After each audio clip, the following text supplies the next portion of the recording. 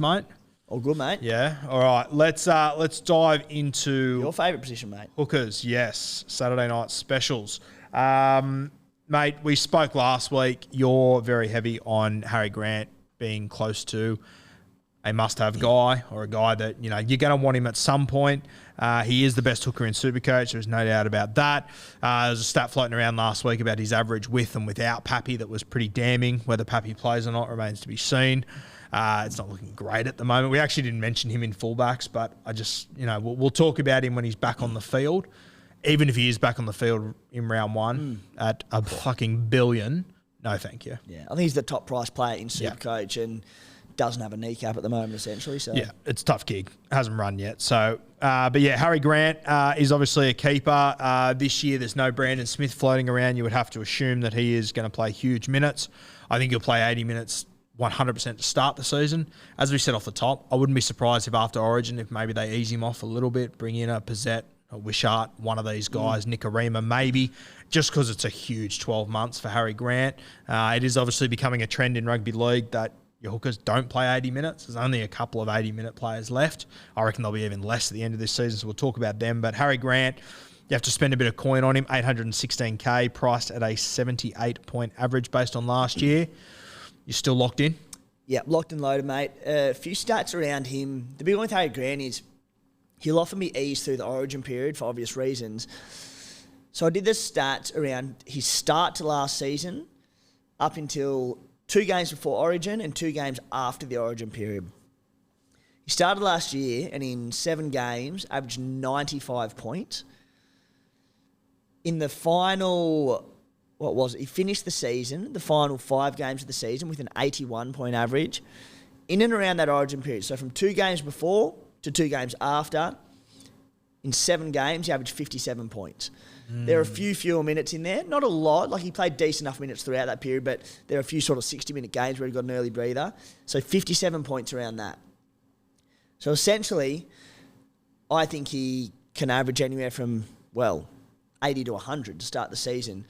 My only concern with Harry Grant is how good is this forward pack going to be? Do they not get the momentum? Are they slower through the guts? If he doesn't get the quick play the balls, how effective can he be? That being said, their forward pack wasn't that good last year, particularly their middles. Like, they lose Kafusi and Bromwich on the edges, but their middles haven't really changed. Well, for me, Cheese gone. Cheese is a huge one. Now, I said before, no Cheese, that's great for Grant. No Cheese is also a fucking disaster for Grant as well, because you watch Melbourne Storm, how they play. As soon as he takes a hit up, the entire spine just floods the middle and goes with Grant. And that's where he creates so many attacking points. I look at that forward pack. Yes, it wasn't great last year, but we both know the impact a player like Cheese has when he plays through the middle. I look at their side now and I look at it and I go, okay, who's the guy that Harry Grant's going to get off the back of his play the balls? No one's really standing out to me, to be honest with you. Sort of Nas. But even Nas is a big body, but he's fucking slow play the ball. Yeah. It takes him a week to play the football. And he's also a 45-minute player. Yeah. So that's, and I think that Nas is going to be incredibly important to this side. I think that you'll see a bit more second phase footy from the Melbourne. So I wouldn't be surprised to see them make more errors this year, because they're going to have to create a little bit more. That's my only worry with Harry Grant, that no Brandon Smith. And if something happens that Nas we need to remember, Nas dodged about 18 fucking suspensions last year, and I have no idea how. He had about 9 lives. Yeah. If they lose Nas, I love Christian Welsh, but he's coming back from an Achilles injury. We don't know the sort of guy he's going to be. And he's more of your old school front rower. That's my only worry with Harry Grant.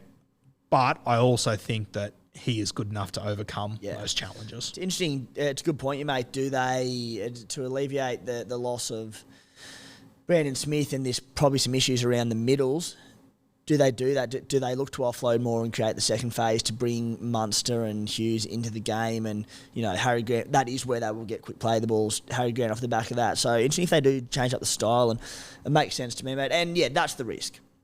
Do they get these quick play the balls for Harry Grant? And as you said, I think he's good enough to do damage, even if they are a bit slow through the guts. But, look, I'm happy to lock him in. He's so good. Yeah, fair shout. I often look at Guru as a judge of, and there's no metric to this. Stat gurus out that'll hate it, but when I'm looking at trades, who are players that you're scared to not own? Yeah.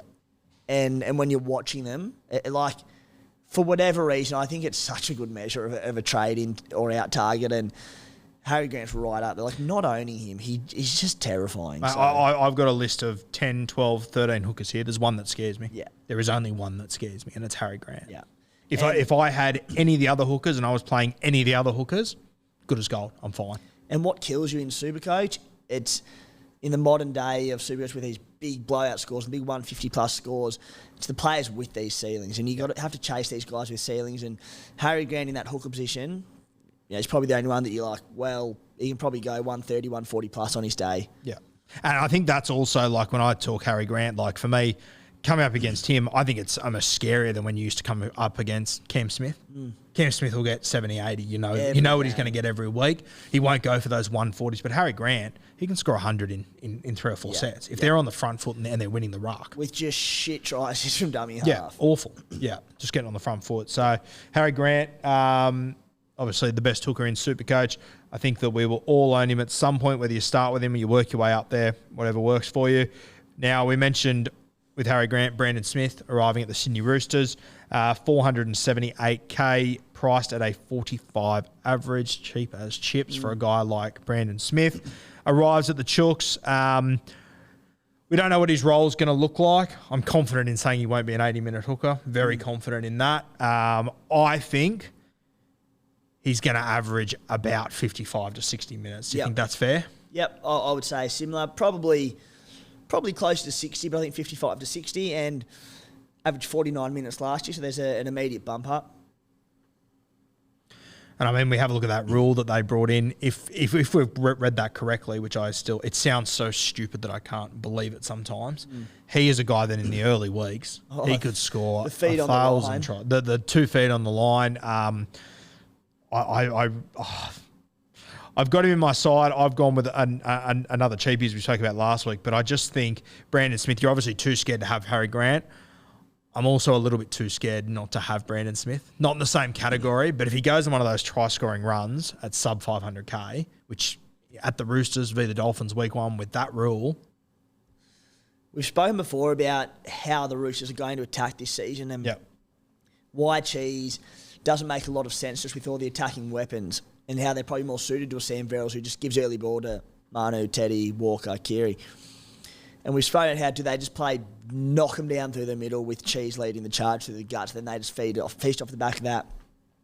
If that is what they're doing, and they just demolish sides, namely the Dolphins round 1, like, as I said, he could feast.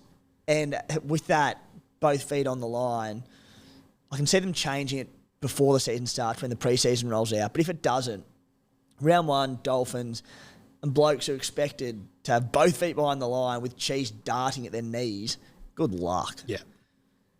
So I think, so he averaged in 2021 as a 9, 68 points in 60 minutes. There was 11 tries in that, so probably inflated. In that 2021 season, there was obviously Harry Grant there as well. It was obviously a dual sort of lock hooker role, was it? Yes. Yeah.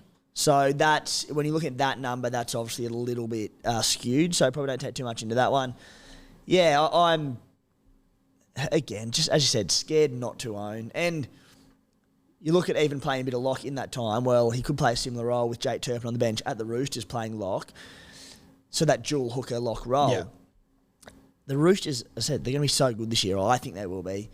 Why can't he score a shitload of tries again? I definitely think that he can, mate, 100%. And, mate, I reckon he can score a shitload of tries even if he's not a hooker. Yeah. In that side, realistically. And I think that's the other thing that worries me about Cheese, about him playing hooker, is that when it was Connor Watson, he's not really a 9. Now they've got Turpin in the side, where you would assume Turpin's going to be in that role. If they go for a Drew Hutchinson, that changes everything, but I'm pretty confident it'll be Turpin. That worries me a little bit more for his